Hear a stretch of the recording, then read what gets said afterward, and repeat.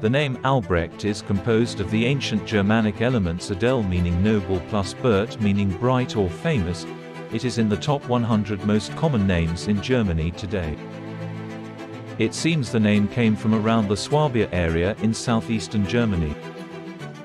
Today the Albrecht name is most commonly found in Germany, the US and Switzerland, although variations of the name can be found in Czechia, Hungary and Austria. Our family story starts in the Middle Ages. It was the time of the great German northerly migration called the Ostsiedlung.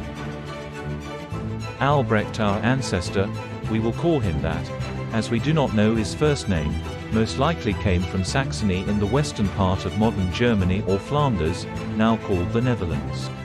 In the 10th century, Albrecht and his family were among a group of Christianized people linked with the Cistercian order, who spread north and east over the next 200 years, reached as far north as the site of modern-day Berlin.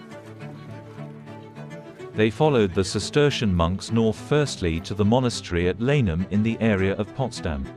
From there, the monks traveled 100 kilometers east to lands controlled by a Polish baron. The monastery was founded on January 29, 1230 by Count Dionysius Bronicius.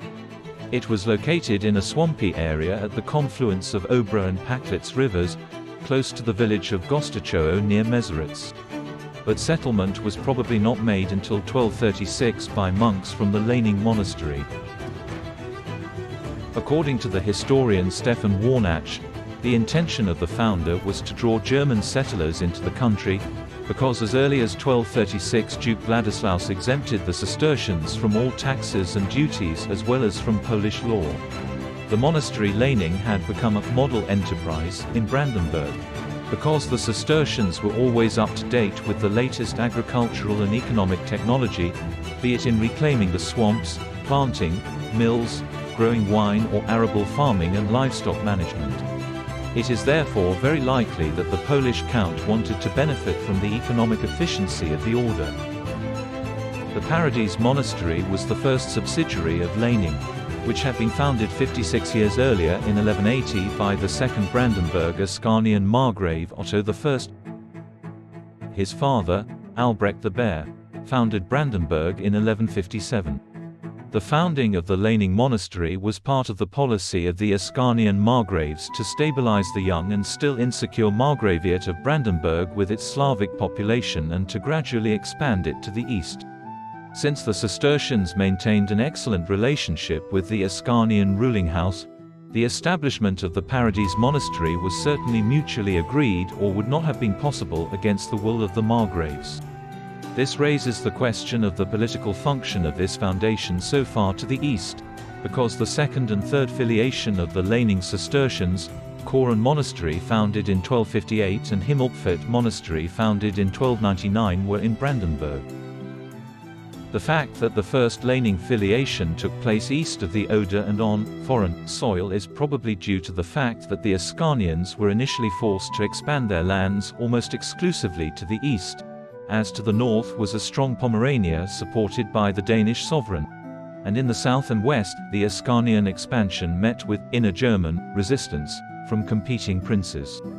At the time when Paradies was founded, the sons of Otto I ruled together, the Margraves Johann I and Otto III.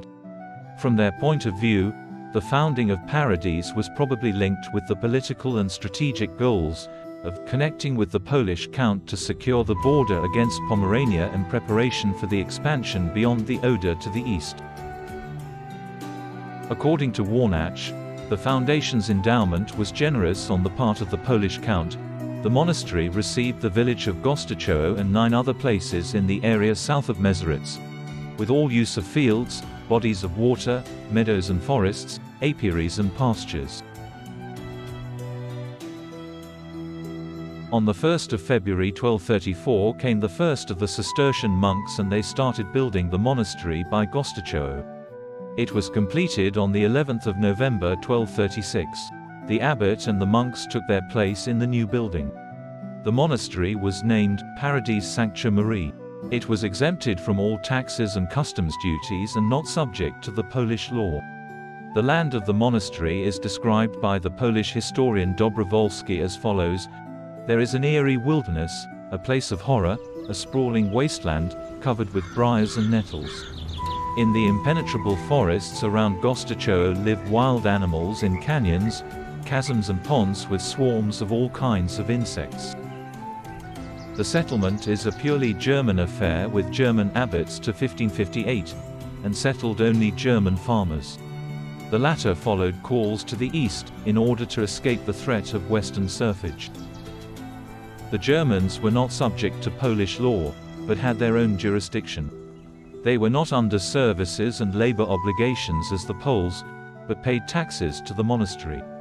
In a document of 1245 the position of farmers was established.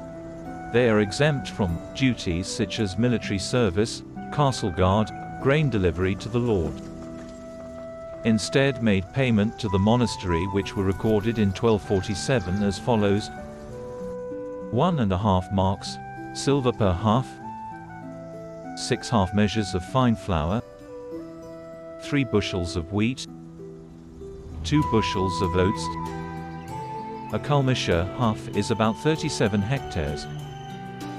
In the History of City and County Schwiebusch, the legal status of the settlers was laid out.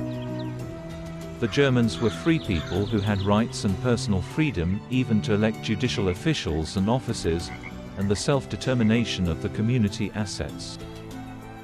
The German settlers were thus contrary to the Poles' free people. Farmers received their farms in perpetual lease. Each new clearing was very carefully planned by the monks and thoroughly considered. After a religious ceremony in the presence of the abbot, the work started. The establishment of a village went in the following manner: the monastery divided the land. A man they called Grand G was the model farmer in the village, and later on other farms were added. Later he was called the Lehnschuldzer or mayor. He was initially allocated 4 to 6 hoofs, then he distributed the land to the peasants. He was a vassal to the monastery and was obliged by the feudal lord to provide a horse messenger service. In his hands were the lower courts and he had the right to a tavern and a mill. The Lehnschuldzer handled the taxes of the peasants for the monastery, part of which he was allowed to keep for himself up to 1/3. This process had proved successful and brought benefits for all 3 parties. In this way new German peasant villages emerged in the great mass of wilderness. Some were also extended old villages and turned over to German law. There was a village green and street. In the layout of the village, the green is often with church, school and the village pond. A typical plan emerged. In the German villages the field strips were narrow and long rectangular shape because this form was appropriate for the German plough. Field strips usually joined to the house. The Slavic villages were built in the so-called rundling fashion. Their fields here were squarer because the older hook ploughs were used. More generally, there were the following differences. German village fields, generally speaking, were larger in size, smaller in number, and the same regular size. Slavic villages' fields were smaller and had a greater number of field strips, of different sizes. The monasteries not only promoted all sorts of agriculture, all types of fruits and horticulture were undertaken. The famous apple variety, Schorner von Boskop, is believed to have been bred by the Cistercian monks. It is possible they oversaw the creation of vineyards. In the early 1900s there were still vineyards on the greens at Reachutz and at Witten Mill. The Cistercian order developed a special skill and ability for water engineering. In flat areas they built canals, in hilly land they placed large ponds as the water storage. This they achieved in 3 ways. They drained the swamps and created in their place meadows and fields. They collected the water in dams as a means of powering their diverse mills. These dams were also used as fish ponds, which, as the eating of meat was forbidden, was of great importance as a source of food.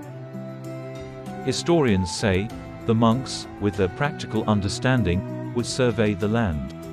Before they put the axe to the forest, they studied the nature of the soil, calculated its gradient, examined its position, checked exactly whether it was suitable for farming, and only then they decided which parts to cut down. The heights of all the mountains remained crowned with forests in the double intention to protect the water sources and to prevent flooding. The reclamation of formerly marshy glacial valleys in the area is the work of German settlers.